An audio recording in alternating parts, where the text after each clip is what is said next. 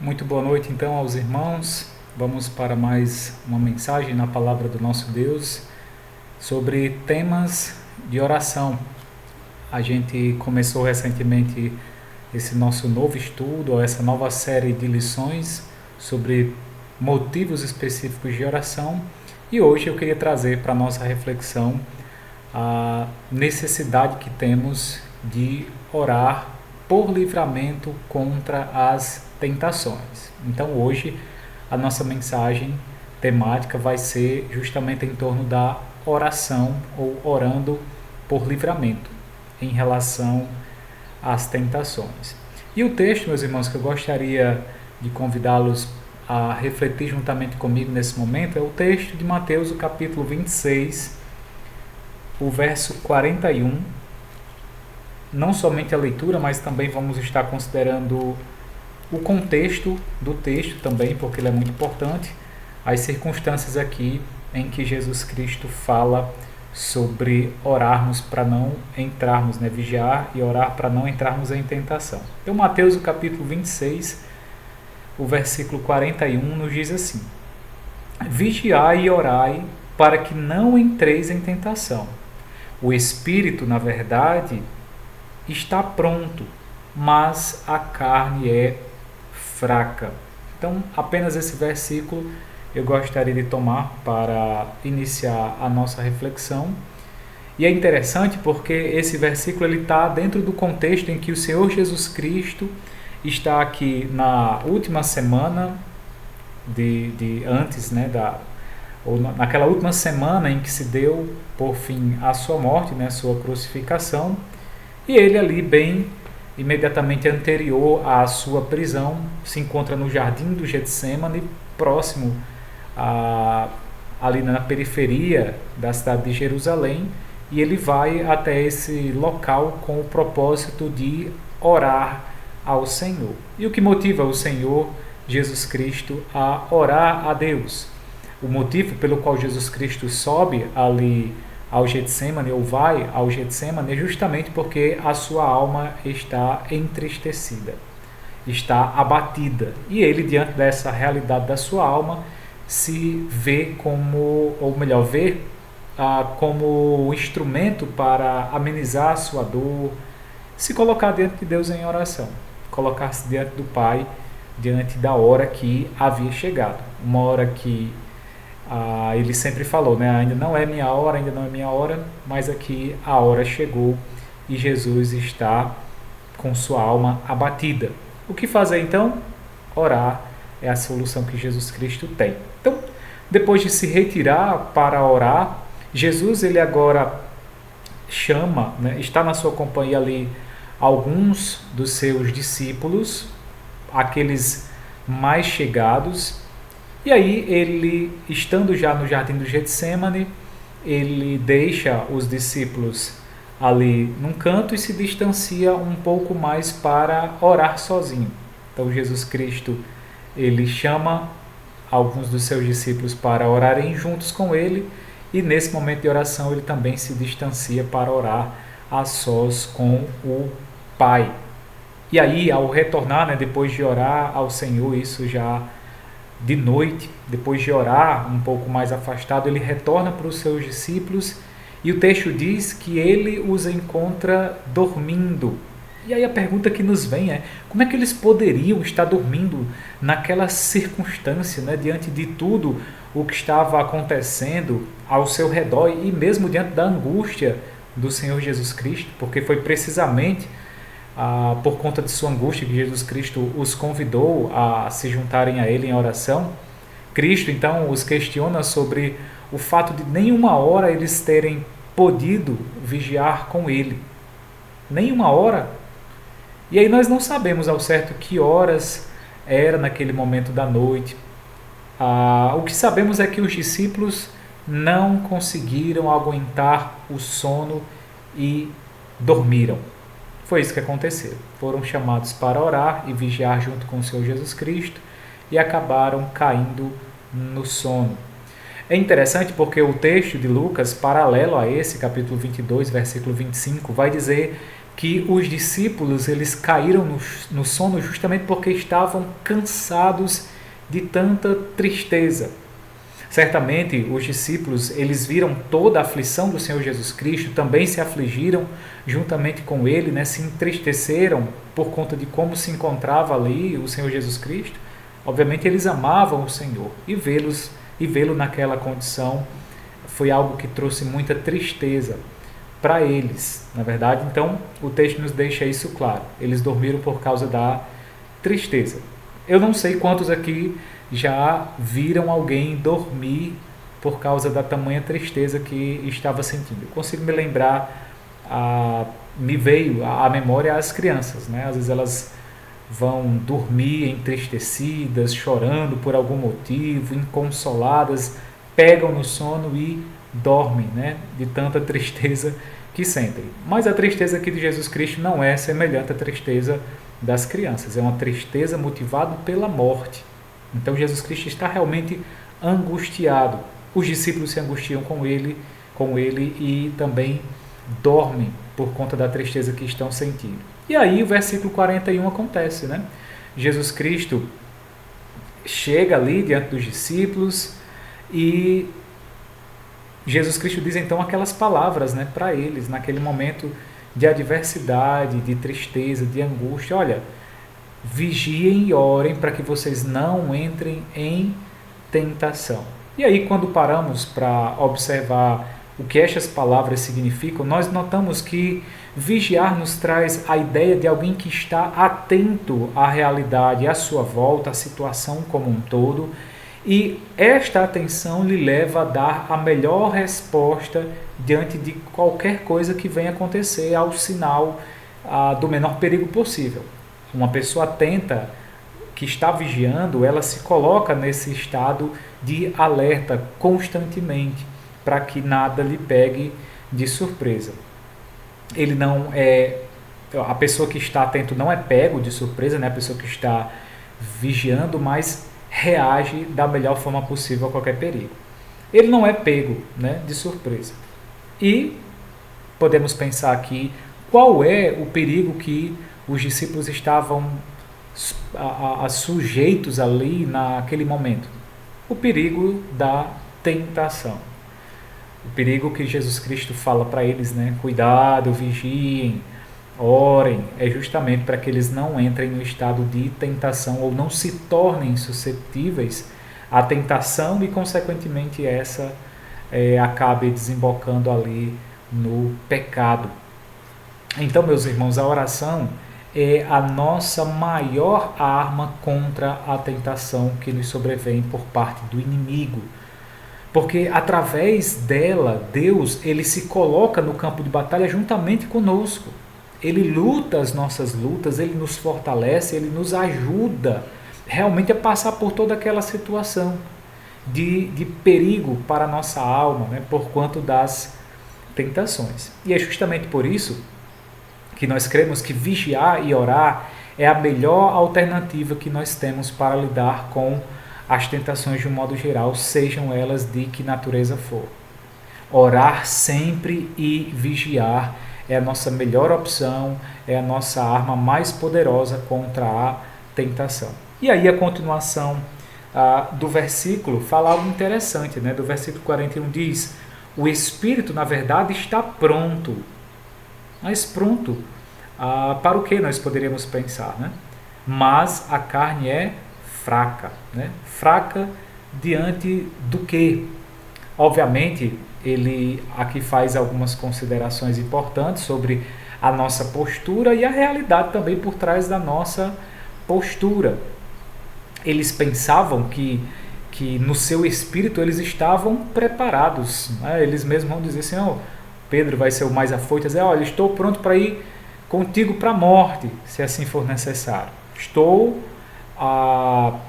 disposto a sofrer o que quer que seja para ir adiante contigo, jamais te abandonarei.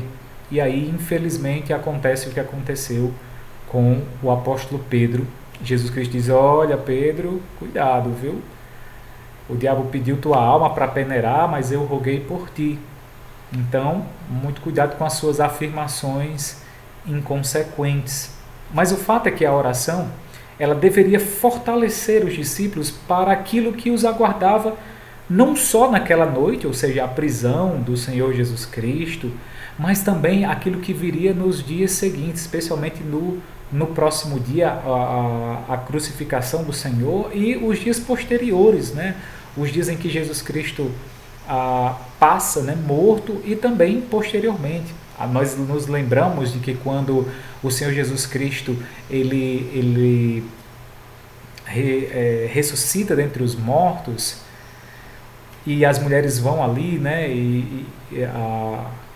ao sepulcro e vê toda aquela situação, os anjos e tudo mais, os discípulos estão em casa com as portas fechadas, certamente com receio do que poderia lhe acontecer. Afinal de contas, eles eram o primeiro pelotão do Senhor Jesus Cristo, eram os seus discípulos, aqueles homens mais chegados, aqueles que estavam ali liderando juntamente com o Senhor Jesus Cristo na pregação do Evangelho. Então eram homens que não estavam passando despercebido pelos olhos dos governantes que mataram o Senhor Jesus Cristo, né? Seja por parte ali dos religiosos, né? Os líderes judeus, ou mesmo do governo romano ali pelo seu representante maior, tá bom?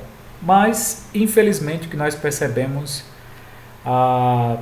como os discípulos eles não ficaram atentos ali, né, em oração, em meio à oração, eles acabaram sucumbindo à tentação e abandonaram o Senhor no momento que ele mais precisava.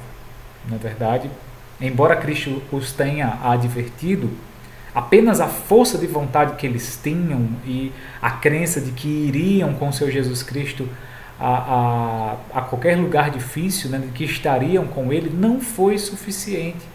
Porque no momento em que eles foram ali provados nas circunstâncias, quando chegaram, né, para prender o Senhor Jesus Cristo, eles ficaram apavorados, amedrontados, talvez com medo até da própria vida, né, com os cuidados e receios até a própria vida, né? Então, apenas a força de vontade, né, o seu espírito, embora eles achassem que estavam prontos, não foi suficiente para os colocar no estado de atenção segundo a qual o Senhor Jesus Cristo fala para eles. De modo que quando a tentação veio, eles abandonaram o Senhor, fugiram desesperadamente e deixaram o Senhor ali sozinho. E é interessante, meus irmãos, porque esse breve episódio do Senhor Jesus Cristo, um episódio muito triste, porque não foi somente Judas quem traiu a Jesus. Judas foi aquele que não se arrependeu, né? Mas os discípulos, de certo modo, também traíram o Senhor Jesus Cristo porque o abandonaram na hora mais precisa, né? Na hora mais necessária. Então, esse breve episódio nos mostra que Jesus, ele é o perfeito exemplo de como lidar com as tentações, utilizando para tanto a oração. Jesus Cristo nos ensina essa verdade. É necessário lidar com a tentação usando a arma principal do crente, que é a oração. Ele não somente ensinou os discípulos sobre isso no Pai Nosso, como nós vemos lá em Mateus, o capítulo 6, o versículo 13, né, quando o Senhor Jesus Cristo, na sua oração, diz: e não nos deixes cair em tentação, mas livra-nos do mal. Jesus Cristo ensinou logo no início do seu ministério, não só aos discípulos aí, que viriam depois a serem os seus apóstolos, mas a toda a multidão, que era necessário clamar a Deus para ter forças necessárias para não cair em tentação, não sucumbir às tentações. Então Jesus Cristo não só ensina, como faz aqui no Sermão da Montanha, como também ele viveu dessa forma durante toda a sua vida. E como é que eu sei isso? Eu sei isso tanto através dos evangelhos, que nos deixam isso de forma muito clara, de forma muito explícita, mas também um texto contundente em Hebreus capítulo 4, é um texto que reforça essa ideia. Hebreus, o capítulo 4, versículo 15 e 16 diz assim, ó: porque não temos sumo sacerdote que não possa compadecer-se das nossas fraquezas. Antes, ele foi tentado em todas as coisas, à nossa semelhança, mas sem pecado. Acheguemo-nos, portanto, confiadamente junto ao trono da graça, a fim de recebermos misericórdia e acharmos graça para socorro em ocasião oportuna. Então, esses 2 versículos aqui são muito importantes para nós, porque eles afirmam, né, que Jesus Cristo ele foi tentado em todas as coisas, ele não foi tentado apenas em algumas coisas, como, por exemplo, em Mateus, no capítulo 4, onde nós vemos ali a tentação do Senhor Jesus Cristo, e o diabo tentando Jesus Cristo em algumas coisas bem específicas, mas o texto deixa claro que ele foi tentado em todas as coisas, em todas as circunstâncias, né? Naquilo que o homem pode ser tentado, Jesus Cristo foi tentado, e ele então conseguiu vencer todas as tentações. E o texto deixa claro, sem pecado. Ser tentado não implica necessariamente em cair no pecado. A tentação é algo, é uma porta aberta para o pecado, mas nós podemos resistir a essa porta aberta não entrando por ela. Nós temos essa capacidade dada por Deus. Jesus foi tentado em todas as coisas e resistiu sem pecar.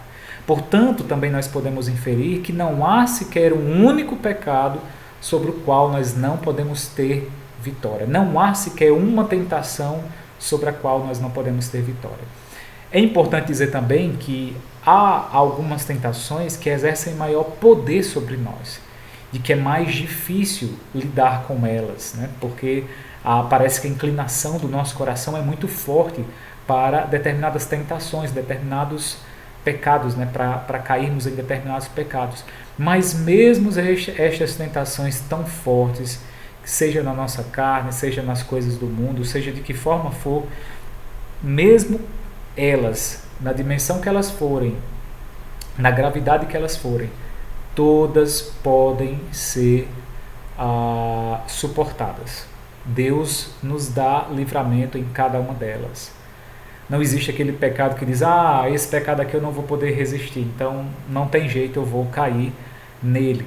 Pelo contrário, Jesus Cristo vem nos provar que sim, é possível resistir a todo e qualquer pecado, seja de que natureza for, de que gravidade for, todos são possíveis de serem suportados. Deus nos dá o livramento em cada um deles e nos torna perfeitamente possível vencer sobre as tentações.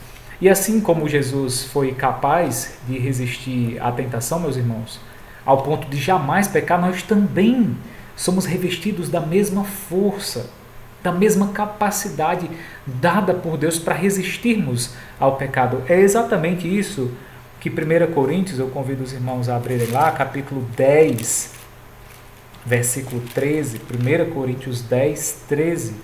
Olha só o que o apóstolo Paulo fala sobre as tentações e como somos capazes de resisti-las. Ele diz: não nos sobreveio tentação que não fosse humana, mas Deus é fiel e não permitirá que sejais tentados além das vossas forças. Pelo contrário, juntamente com a tentação vos proverá livramento, de sorte que as possais suportar. Então o apóstolo Paulo, ele nos assevera aqui que não há tentação que nós não podemos suportar. E a razão para isso, ele vai dizer, né, porque Deus, ele é fiel. E por sua fidelidade e sua disposição de nos ajudar em nossas necessidades, ele não permite que nós sejamos tentados além das nossas forças, porque há um limite para a nossa força, meu irmão. Há um limite para nós. Quer dizer que quando eu atingir o meu limite, então inevitavelmente eu vou ceder à tentação. Não, não é isso que o apóstolo Paulo está dizendo. É justamente o contrário. Ele está dizendo que não há uma tentação que seja superior à nossa capacidade de suportar. Há alguns pecados, ou melhor, há algumas tentações que realmente são muito difíceis, de que a luta realmente é ferrenha, é dura, é uma batalha ali difícil de se travar, mas não impossível de ser vencida. É a certeza que o apóstolo Paulo nos dá aqui, de que não há nenhuma tentação que vá para além das nossas forças. Deus ele não permite que isso aconteça, porque inevitavelmente nós teremos motivo para pecar. Não é verdade? Se há alguma tentação que nós não podemos vencer, então temos um motivo para pecar, ou pelo menos somos desculpáveis em algum sentido. Não é verdade? Mas segundo Paulo isso não é possível. E juntamente com isso ele acrescenta que no contexto da tentação, Deus ele ainda provê livramento para podermos suportar as tentações. Deus nos enxerga, vê que há um limite para a nossa força, de que apesar desse limite a nossa força ela tem sim total condição de vencer as tentações e ainda por cima nos provê livramento, nos suportando em todas as tentações. O livramento de Deus não é que Deus ele simplesmente tire agora todas as oportunidades ou todas as circunstâncias para nós sermos tentados. A tentação ela faz parte da realidade caída do ser humano. Então é inevitável não haver tentações e Deus sabe muito bem disso. Então como é que Deus nos livra? Ele nos livra dando suporte, dando forças, dando condições espirituais para que a gente consiga vencer as tentações. Ele nos segura pela mão, ele nos leva para distante do perigo, ele nos ajuda fortalecendo o nosso espírito. E a oração é justamente o instrumento que nós temos para nos revestirmos do próprio Deus, do próprio livramento de Deus. Eu sou capaz de vencer a tentação porque Deus, na sua palavra, me dá tudo o que é necessário para que eu possa vencer. Do contrário, eu não teria condições. O homem que não conhece a Deus, que não tem o Espírito Santo vivendo dentro dele, não tem essa capacidade. Essa capacidade é exclusiva de Deus, a capacidade de suportar as tentações. Então Deus nos livra de muitas tentações que poderiam vir, mas sobretudo também nos livra nas tentações. Deus nos livra nas tentações.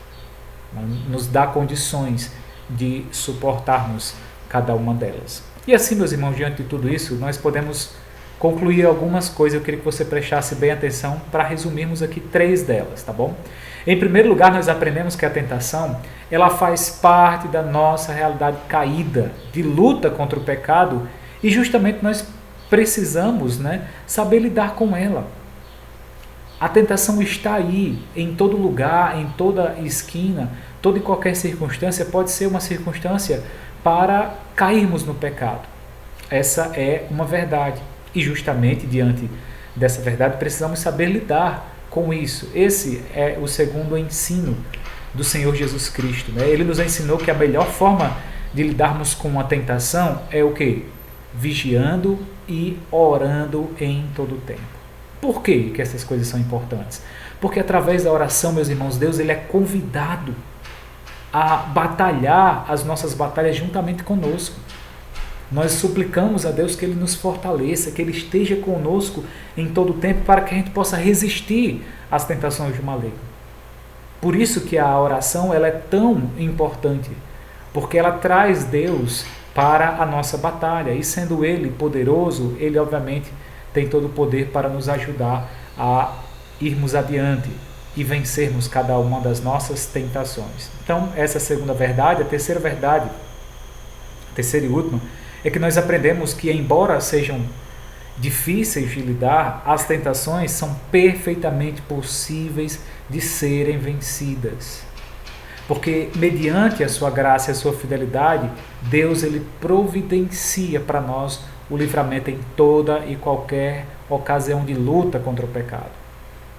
Então não há um pecado diante do qual eu devo estar prostrado, dizendo, eu não posso suportar, então eu vou me dar o pecado mesmo. Não existe essa possibilidade. O que há é alguém que traz Deus para junto de si, que convida Deus, que suplica a Deus para que Ele batalhe as suas batalhas, isso obviamente vai ajudá-lo a vencer as tentações e suportar cada uma delas sem cair. E aí, meus irmãos, eu concluo dizendo que nós precisamos orar constantemente para que Deus nos fortaleça perante as tentações, para que nós não o busquemos em oração apenas nos momentos das tentações, mas que nós vigiemos antes para não entrarmos em tentação. Aqui é uma orientação do Senhor Jesus Cristo prévia, anterior à circunstância da oração. Da tentação. Ele diz, olha, vigie, esteja atento, observe as circunstâncias. Há tentações que são perceptíveis a nós. A grande maioria delas nós conseguimos perceber que estamos sendo tentados. Outras são mais difíceis de perceber, necessitam de muita oração, de autorreflexão, né? Ali você realmente está se colocando diante de Deus, fazendo um apurado de como é que está a sua vida, como é que está a sua consciência, como é que está a sua santidade, sua piedade. Então, justamente por isso que alguém que está atento vai ser mais capaz de resistir à tentação quando ela chegar. E não esperar o momento em que está sendo tentado para buscar o livramento divino. Mas mesmo nessa circunstância, no momento da tentação, Deus, nós precisamos clamar por Ele, para que Ele nos dê o livramento na ocasião oportuna, como Ele mesmo coloca. E hoje, meus irmãos, é uma boa ocasião para nos armarmos dessa verdade tão importante e assim orarmos não somente por nós e pelas nossas tentações, mas também uns pelos outros. Realmente percebermos que estamos numa batalha, não estamos sós, a tentação aflige o povo de Deus e por isso precisamos orar uns pelos outros. Então convido a cada um dos irmãos a nos colocarmos juntos neste momento para orarmos a Deus, suplicando forças para suportarmos as tentações. E estando Ele ao nosso lado, como prometeu que estaria, certamente seremos capazes de suportar e vencer cada uma delas. Eu creio nisso e é por isso que nós precisamos orar nesse momento em nome do Senhor Jesus Cristo. Amém. Deus abençoe a todos.